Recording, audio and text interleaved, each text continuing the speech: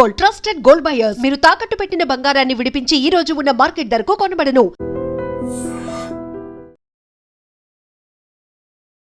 తాను పెంచి పోషించినటువంటి తీవ్రవాదం చేతిలోనే చావు దెబ్బలు పాకిస్తాన్ తింటోందా?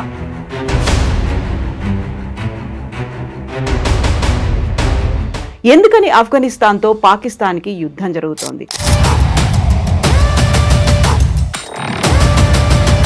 తీవ్రవాదం గురించి మనం మాట్లాడుకున్నప్పుడు భస్మాసుర హస్తం అవుతుంది అనే మాట, అది ఇమ్మీడియట్గా పాకిస్తాన్కి అది రుజువైనట్టుంది సార్. సోవియట్ యూనియన్ నుంచి అక్కడ తరిమి కొట్టడానికి యుఎస్ అండ్ పాకిస్తాన్ కలిసి తయారు చేసిన ఎంటిటీ తాలిబాన్. ఆఫ్ఘనిస్తాన్లో ఈ తాలిబాన్ని క్రియేట్ చేసే ముందు తాలిబాన్తోని వీళ్ళు పనిచేశారు పాకిస్తాన్ వాళ్ళు అండ్ యుఎస్.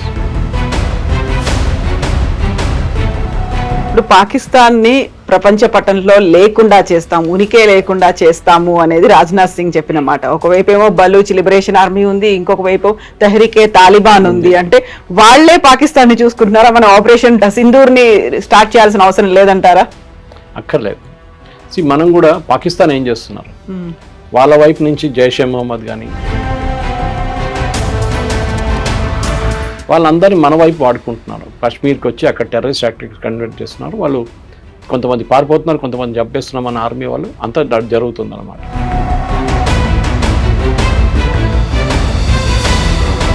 ఇక్కడ ప్రాబ్లం ఎక్కడ వస్తుందంటే, ఈ సోవియట్ యూనియన్ ఓడించడానికి ఇదే ఇరాన్, సౌదీ అరేబియా, ఇంకా చాలా ఇస్లామిక్ నేషన్స్ చాలా డబ్బులు పెట్టారు. ఏదో ఒక రోజు ఇదే భస్మాస్త్రం తీసుకొచ్చి యుఎస్ తల మీద కూడా పడతారు. ఆ రోజు తెలిసిపోతుంది. దట్ ఈస్ వై మన వైపు నుంచి చూడండి,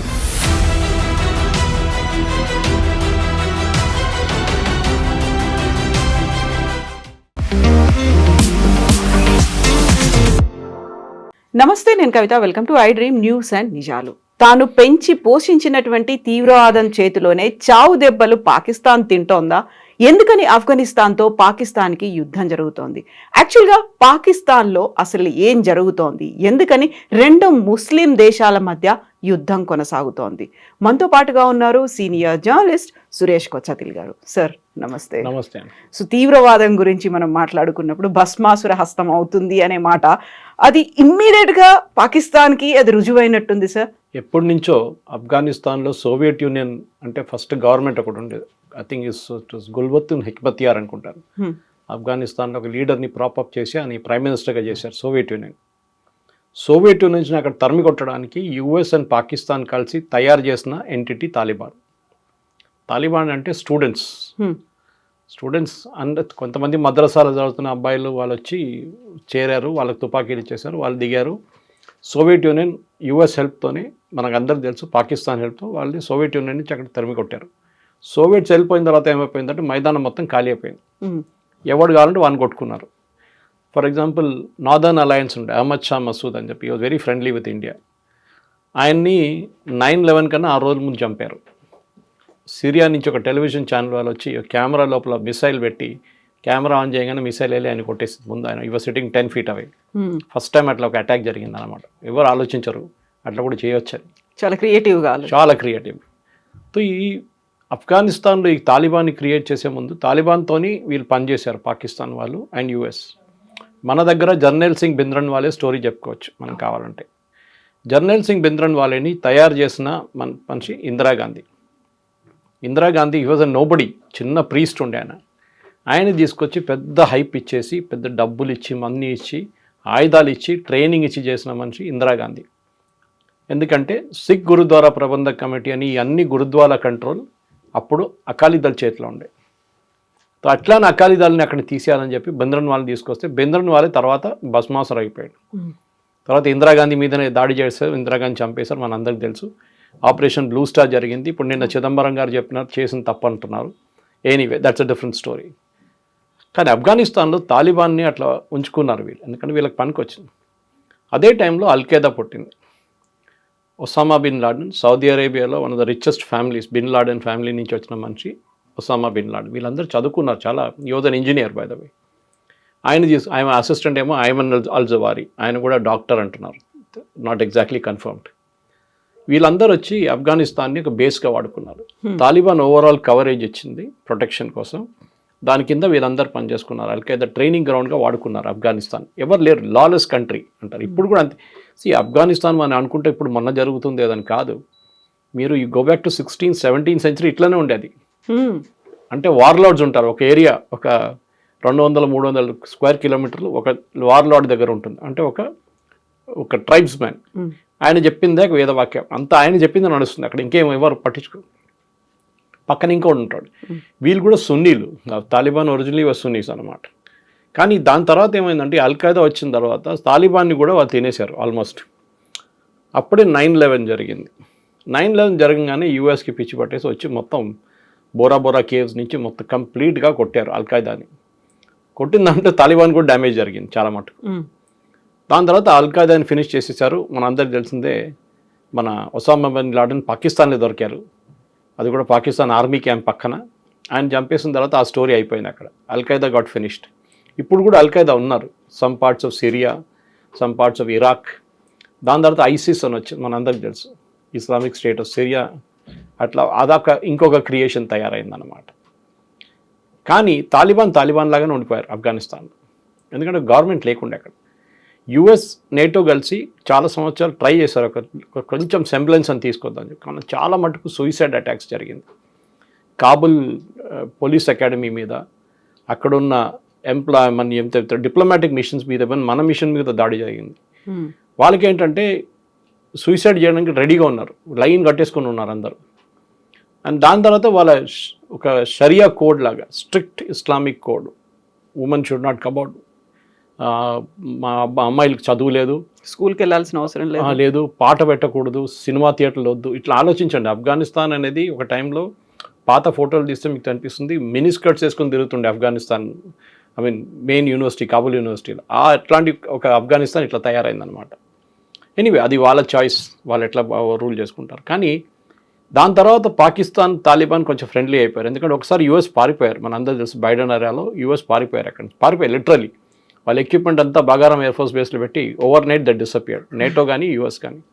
అందుకే వాళ్ళు తట్టుకోలేకపోయారు. కన్సిస్టెంట్గా బాంబింగ్లు, రోడ్ సైడ్ బాంబింగ్లు, సూసైడ్ బాంబింగ్తో చిరాకు వచ్చి వాళ్ళు వెళ్ళిపోయారు. Last whether it is the right move or not is a different question.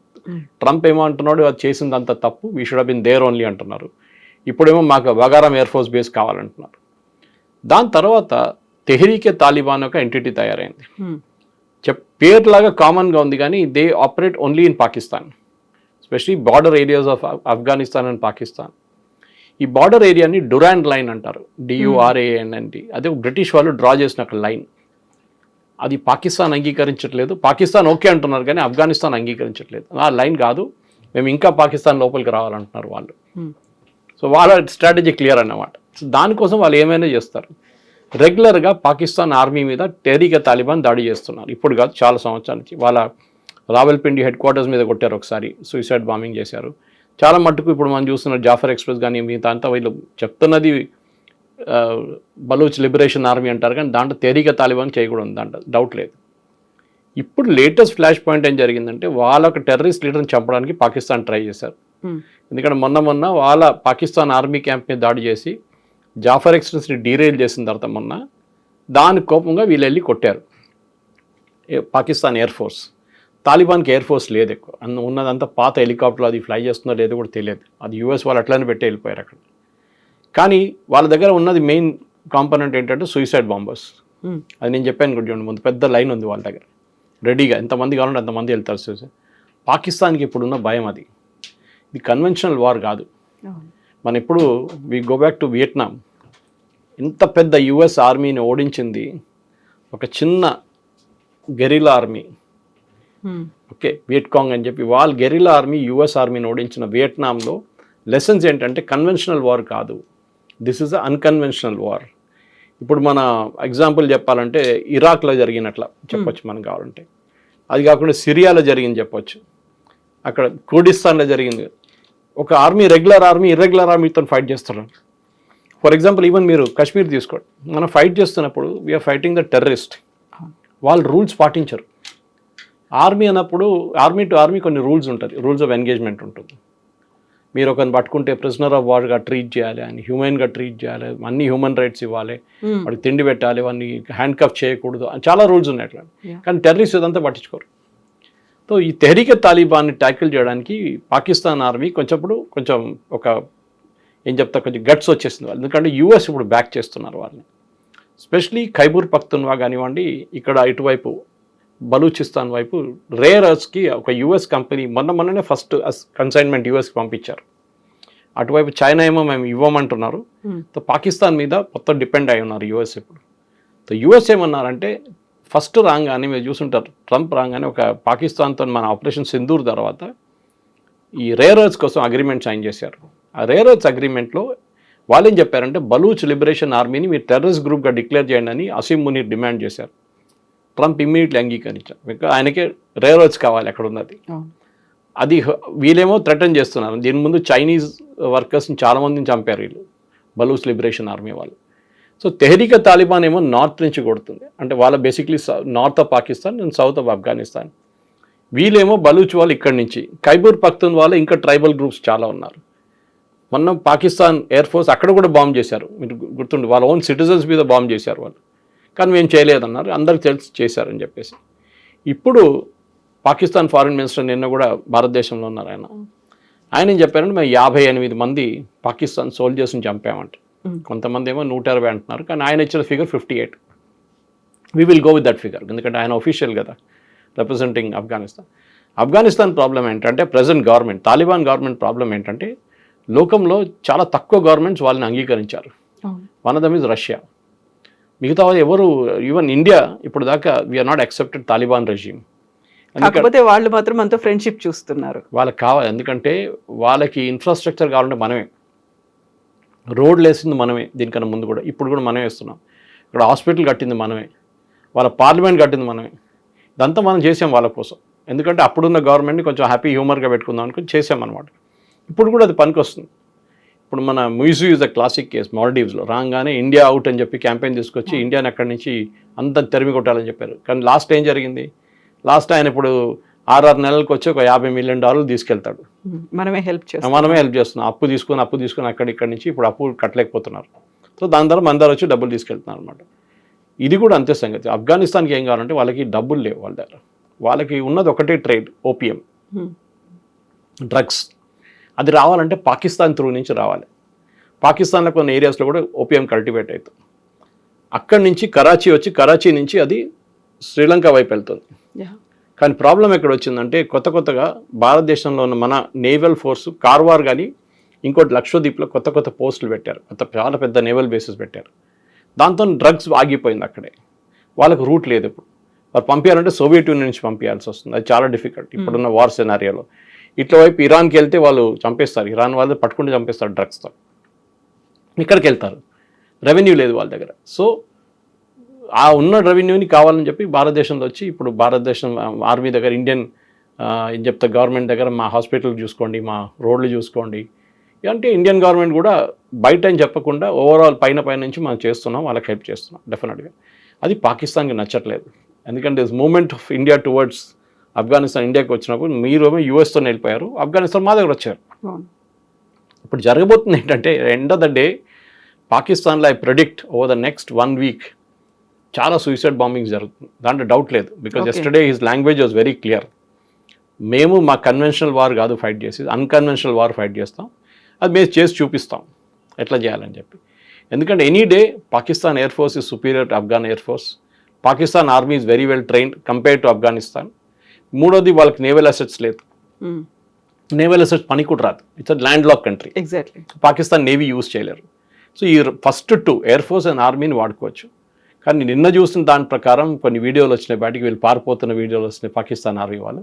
అది నిజమో కాదో మనకు తెలియదు, కానీ అన్కన్వెన్షనల్ వార్లో డెఫినెట్ రావల్పింది కానీ, ఇస్లామాబాద్ కానీ, జకబాబాద్ కానీ, ఎక్కడైనా పెద్ద వాళ్ళ కరాచీ కానీ అక్కడ సూసైడ్ బాంబింగ్స్ ఏ రోజైనా జరగవచ్చు. ఇప్పుడు ఏం జరిగింది, లాస్ట్ 2 సంవత్సరాలు చాలామంది ఆఫ్ఘనిస్తాన్ని వాళ్ళు పంపించారు ఆఫ్ఘనిస్తాన్కి, కానీ ఇంకా చాలామంది ఉండిపోయారు. వీళ్ళ మీద ఇప్పుడు నిఘా పెట్టాల్సి వస్తుంది, వీళ్ళేం చేస్తారని చెప్పేసి. ఎందుకంటే ఒక పెద్ద రెఫ్యూజీ క్రైసిస్ ఉంది, దాంట్లో డౌటే లేదు. ఆఫ్ఘనిస్తాన్లో తినడానికి తిండి లేదు, భారతదేశం నుంచి అది కూడా తీసుకెళ్తున్నారు, మన దగ్గర నుంచి నీళ్ళు తీసుకెళ్తున్నారు, మెడిసిన్స్ తీసుకెళ్తున్నారు. మనం డిమాండ్ చేసింది మీరు చూస్తుంటారు, ప్రెస్ కాన్ఫరెన్స్ పెద్ద కాంట్రవర్సీ అయింది. ఫస్ట్ డే ప్రెస్ కాన్ఫరెన్స్ పెట్టారు, మహిళలు తీసుకోలేదు ఎవరిని. వాళ్ళ ఎంబసీ మన rule Geneva convention we should understand. భారతదేశం యుఎస్లో ఉన్న కన్సులేట్ ఉందనుకోండి మనది, లేకుంటే ఎంబసీ బ్రిటన్లో ఉన్న ఎంబసీ లండన్లో, బ్రిటిష్ పోలీస్ దాని లోపల రావరు. టెరిటరీ లాగా అలాగే it's your own territory. Same thing with Afghanistan here also. మీరు చాణక్యపురి ఢిల్లీకి వెళ్తే అదంతా వాళ్ళ టెరిటరీ. అక్కడ Indian police cannot enter. Even ఒక మర్డర్ కేసు జరిగితే కూడా వాళ్ళు పర్మిషన్ ఇస్తేనే లోపల ఎంటర్ చేయొచ్చు మనం. అది పెద్ద ఇష్యూ అనమాట. సో ఇక్కడ వాళ్ళు ప్రెస్ కాన్ఫరెన్స్ పెట్టిన వాళ్ళు డిసైడ్ చేశారు ఎవరిని పిలవాలని చెప్పి. కానీ నెక్స్ట్ డే బహుశా ఇండియన్ గవర్నమెంట్ రియాక్షన్ చూసి సరే మేము ఇంకో ప్రెస్ కాన్ఫరెన్స్ పెడితే అందరిని పిలిచారు, మహిళల్ని ఇంక్లూడ్ చేశారు. ఏం చేశారు? నథింగ్. వాళ్ళు అడిగిన ప్రశ్నకి ఆయన జవాబులు ఇచ్చారు, వెళ్ళిపోయారు. అందరు హ్యాపీగా సమోసా చాయ్ తినేసి తాగేసి వెళ్ళిపోయారు. దిస్ ఇస్ పాయింట్ ఎక్కడ వస్తుందంటే ఆఫ్ఘనిస్తాన్ ఒక మోడర్న్ కావాలంటే వాళ్ళు మార్చుకోవాలి, వాళ్ళ వే ఆఫ్ థింకింగ్ మార్చుకోవాలి. అది చేయరు, because they are like that. వాళ్ళు హార్డ్ కోర్ ఇస్లామిక్ ప్రిన్సిపల్స్ నుంచి వచ్చిన వాళ్ళు. ఇప్పుడు ఇరాన్ ఏం తక్కువ కాదు. మన దగ్గర కూడా సౌత్ కెనరా ఏరియాలో హిజాబులు ఉండాలి, బుర్కాలు వేసుకోవాలని చెప్పి కంపల్సరీగా చేస్తున్న మనుషులు మన ప్రెస్ కాన్ఫరెన్స్ పెడితే వీళ్ళందరూ ఏడ్చుకున్నారు. ప్రియాంక వాద్రా వీళ్ళందరూ. ప్రియాంక వాద్రా కాన్స్టిట్యున్సీలోనే ముస్లిం మహిళలు, ముస్లిం పిల్లలు స్టేజ్ మీద ఎక్కకూడదు, ప్రైజ్ తీసుకోవడానికి కూడా it is not allowed under Islam అని చెప్పి సమత అని చెప్పి ఆర్గనైజేషన్ అక్కడ ఒక కాన్ఫరెన్స్ పెట్టినప్పుడు ప్రైజ్ డిస్ట్రిబ్యూషన్ సెరమనీలో అమ్మాయిల్ని స్టేజ్ మీద రానియలేదు. ఇంకో పిక్చర్ కూడా మీరు చూసుంటారు, అమ్మాయిలు అబ్బాయిల్ని సపరేట్ చేసే కర్టన్ వేసి ఒక క్లాస్ చెప్తారు. ఇది ప్రియాంక గాంధీ వాద్రా వాయనాడులో జరుగుతుంది. ఆమె ట్వీట్ చేస్తుంది, ఏమి తాలిబాన్ వాళ్ళు మహిళలను పిలవట్లేదు అని చెప్పి. So one should remind her where the truth is in between అనమాట. తాలిబాన్ వాళ్ళు వాళ్ళ పని చూసుకుంటాం, వీ కెనాట్ ఇన్ఫ్లుయెన్స్ దెమ్. మనం చెప్పలేం, కానీ చెప్పాము. నెక్స్ట్ డే వాళ్ళు దానికోసం చేంజ్ అయ్యారు. కానీ ఇప్పుడు ప్రెజెంట్లీ పాకిస్తాన్లో I think over the next 20-25 days Pakistan చాలా కేర్ఫుల్గా ఉండాల్సి వస్తుంది. వాళ్ళు ఏమంటున్నారు, మా మీద దాడి చేస్తే మేము చేస్తూ ఉంటున్నాం. కానీ మీరు చేస్తే ఇంకా సిచ్యువేషన్ ఇంకా హారబుల్ అయిపోతుంది. స్పెషలీ బార్డర్ ఏరియాస్లో, క్వెటా ఆ ఏరియాస్లో అంతా, పెషావర్ ఏరియాస్లో it will B messed up, completely mess up అయిపోతుంది. ఇంకా బహుశా చాలామంది చనిపోతారు. ఆఫ్ఘనిస్తాన్ వాళ్ళకి నంబర్లు పట్టించుకోలేదు, వాళ్ళు పట్టించుకోరు. ఎందుకంటే వాళ్ళు సోవియట్ యూనియన్తో ఫైట్ చేశారు, తర్వాత యుఎస్తో ఫైట్ చేశారు, నేటో ఫోర్సెస్తో ఫైట్ చేసిన వాళ్ళకి ఇది చాలా ఈజీ. ఒక 100 మంది చనిపోతే రోజు కూడా వాళ్ళకి ప్రాబ్లం లేదు, దే విల్ ఫైట్. కానీ పాకిస్తాన్కి చాలా ఎంబరాస్మెంట్ అయిపోతుంది అది.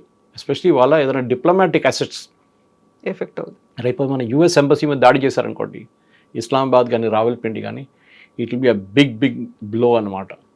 చైనీస్ వాళ్ళు ఎట్లా పారిపోయారు, చైనీస్ టెక్నికల్ వర్కర్స్ అంతా పాకిస్తాన్ నుంచి రోడ్ కడుతున్న వాళ్ళు, డ్యామ్ కడుతున్న వాళ్ళు అందరూ పారిపోయారు లాస్ట్ 6 monthsలో. అదే పరిస్థితి యుఎస్ కూడా అయిపోయింది. సో ఇప్పుడు పాకిస్తాన్ని ప్రపంచ పటంలో లేకుండా చేస్తాము, ఉనికే లేకుండా చేస్తాము అనేది రాజ్నాథ్ సింగ్ చెప్పిన మాట. ఒకవైపు ఏమో బలూచ్ లిబరేషన్ ఆర్మీ ఉంది, ఇంకొక వైపు తెహ్రీకే తాలిబాన్ ఉంది. అంటే వాళ్లే పాకిస్తాన్ని చూసుకుంటున్నారా? మనం ఆపరేషన్ 2ని సింధూర్ని స్టార్ట్ చేయాల్సిన అవసరం లేదంటారా? అక్కర్లేదు. మనం కూడా పాకిస్తాన్ ఏం చేస్తున్నారు, వాళ్ళ వైపు నుంచి జైషే మొహమ్మద్ కానీ, ఈయన మసూద్ అజర్ వాళ్ళ అవుట్ఫిట్ కానీ, వీళ్ళందరూ ఇండియన్ ముజాహిదీన్ అన్నీ వాళ్ళ దగ్గర కూడా ఒక 6 గ్రూప్స్ ఉన్నారు.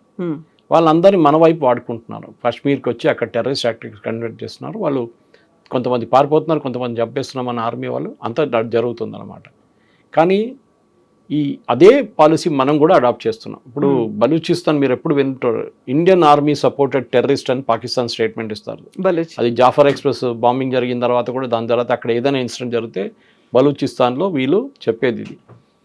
కానీ పాకిస్తాన్ మర్చిపోకూడదు, ఒక 6 నెలలు 8 నెలల ముందు పాకిస్తాన్ అండ్ ఇరాన్ బాంబింగ్ చేసుకున్నారు. వీళ్ళు వాళ్ళ మీద బాంబ్ చేస్తారు, వాళ్ళు వీళ్ళ మీద బాంబ్ చేసి 2 ఖతం చేసుకున్నారు. సో ఇక్కడ ప్రాబ్లం ఎక్కడ వస్తుందంటే, ఈ సోవియట్ యూనియన్ ఓడించడానికి ఇదే ఇరాన్, సౌదీ అరేబియా, ఇంకా చాలా ఇస్లామిక్ నేషన్స్ చాలా డబ్బులు పెట్టారు ఆఫ్ఘనిస్తాన్లో. ఇప్పుడు తాలిబాన్ వాళ్ళు చెప్పిన నంబర్ ప్రకారం వాళ్ళ దగ్గర 2 లక్షల మంది ఆర్మ్ ఫోర్సెస్ ఉన్నారు, ఇంక్లూడింగ్ పోలీస్ ఫోర్సెస్.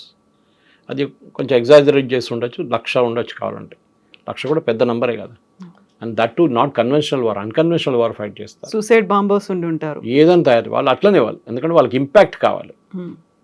వెళ్ళి మీరు ఒక తుపాకీ తీసుకొని ఒకరిని కాల్స్తే కాదు కదా, అక్కడ వెళ్ళి సూసైడ్ బాంబింగ్ చేస్తే 100 మంది చనిపోతే బిగ్ న్యూస్ అనమాట.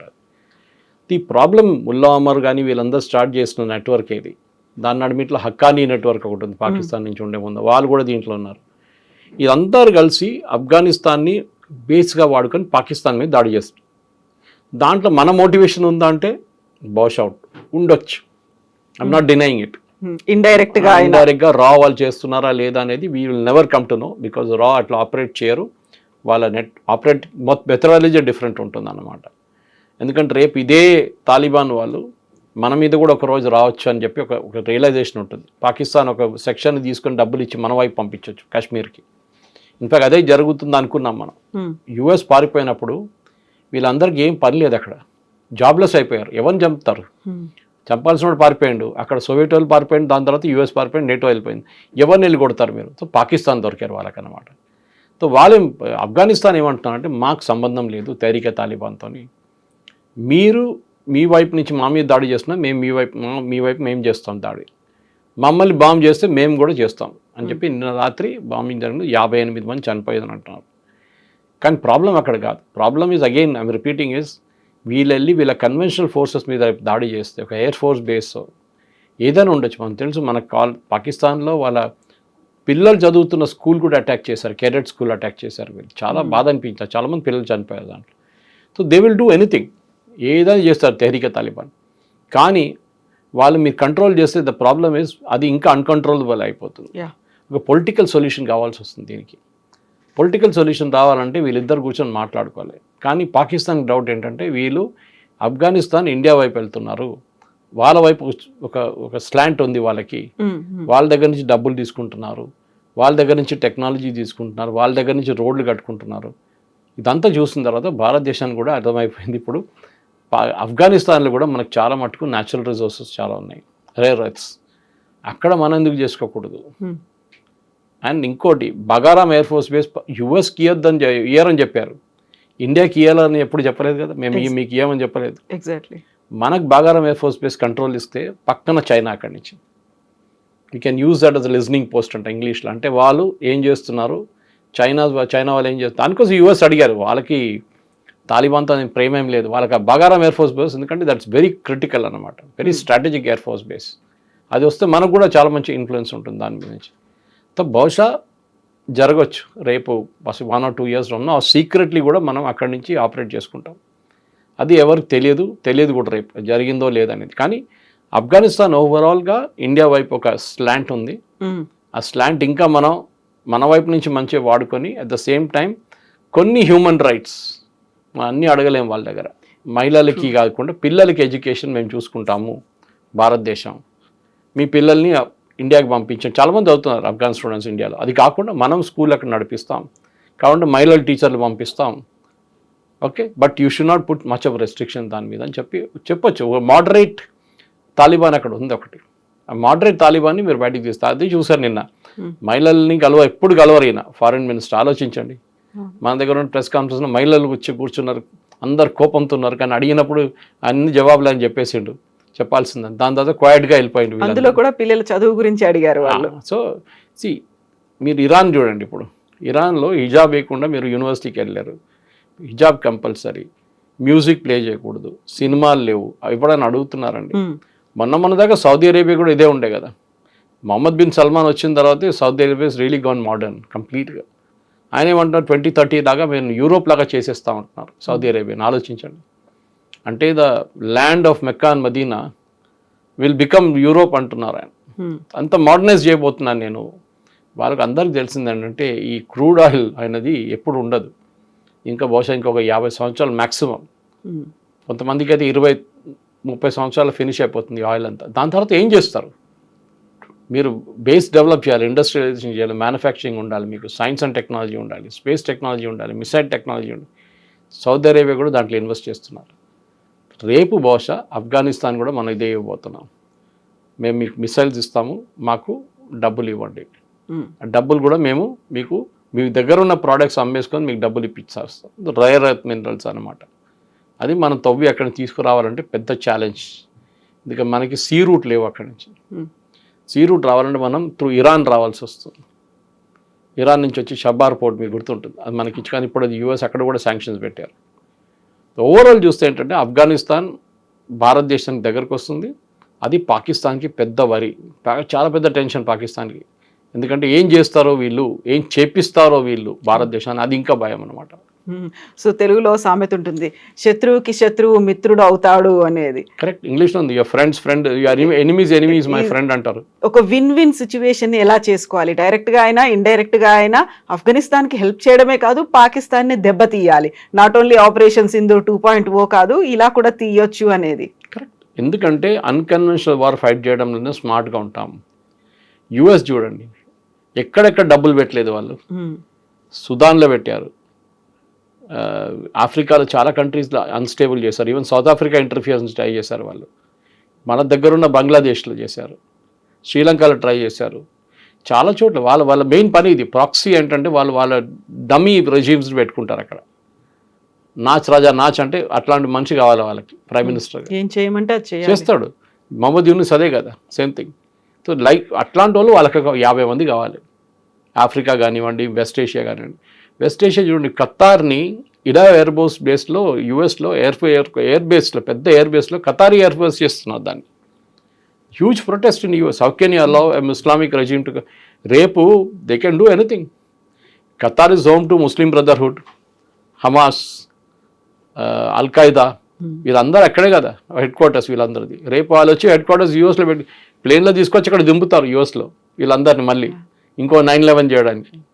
So US also is very dangerous position. వాళ్ళు అక్కడిక్కడ ఆడుకుంటున్నారు గేమ్, కానీ ఏదో ఒక రోజు ఇదే బస్మాస్తో తీసుకొచ్చి యూఎస్ తల మీద కూడా పడతారు. ఆ రోజు తెలిసిపోతుంది. దట్ ఈస్ వై మన వైపు నుంచి చూడండి, we have not recognise Taliban till date. Officially diplomatically మనం రికగ్నైజ్ చేయలేదు, కానీ మనం చాలా క్లోజ్గా వాళ్ళతో వర్క్ చేస్తున్నాం. బయట చెప్పట్లేదు, జరిగిందేమో దాన్ని 5% బయటకు వస్తుంది అంతే, మిగతా 90% it will be hidden from the public view అనమాట.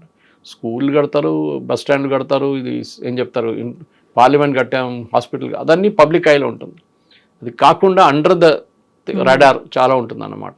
స్పెషల్లీ డిఫెన్స్, అక్కడే వాళ్ళకి మోడర్నైజేషన్ కావాలి. వాళ్ళకి మోడర్నైజేషన్ కావాలంటే వాళ్ళు డబ్బులు ఇస్తే మనం చేస్తాం. No free work, simple as that.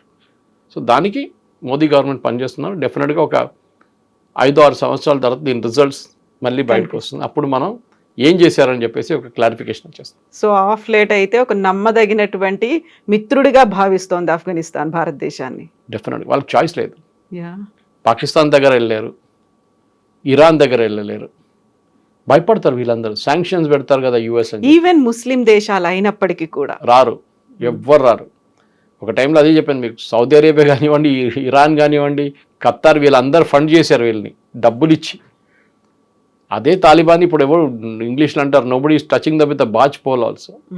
So మాకు దగ్గర కూడా రావద్దు అంటున్నారు వీళ్ళని. అప్పుడు కూడా భారతదేశానికి వచ్చారు వాళ్ళ ఫారెన్ మినిస్టర్. శ్రీలంకకి వెళ్ళలేదు, పాకిస్తాన్కి వెళ్ళలేదు, మన దగ్గరకు వచ్చారు. That is the major difference. Thank you so much sir. Thank you. And don't forget to subscribe to iDream. And for more videos, Please subscribe to iDream. Please subscribe to iDream. Please subscribe iDream. And please subscribe to iDream. For more videos, subscribe to iDream. please like, share and subscribe to the channel. Congratulations, iDream. Subscribe to iDream. Subscribe to iDream. So subscribe to iDream Media. iDream ki iDream team andarki huge congratulations. Please subscribe iDream Media. Please subscribe to iDream. Subscribe iDream. Please subscribe to iDream. iDream అంటే నా కళల channel subscribe చేసుకున్న నోరు తిరుగుతలేదు, మీరైతే గంట గుర్తు కొట్టండి. For more such videos, please subscribe to iDream. Subscribe to iDream. Please subscribe to iDream. Please subscribe iDream Media. Please do subscribe to iDream. Please subscribe to iDream Media. For best entertainment and information, please subscribe iDream.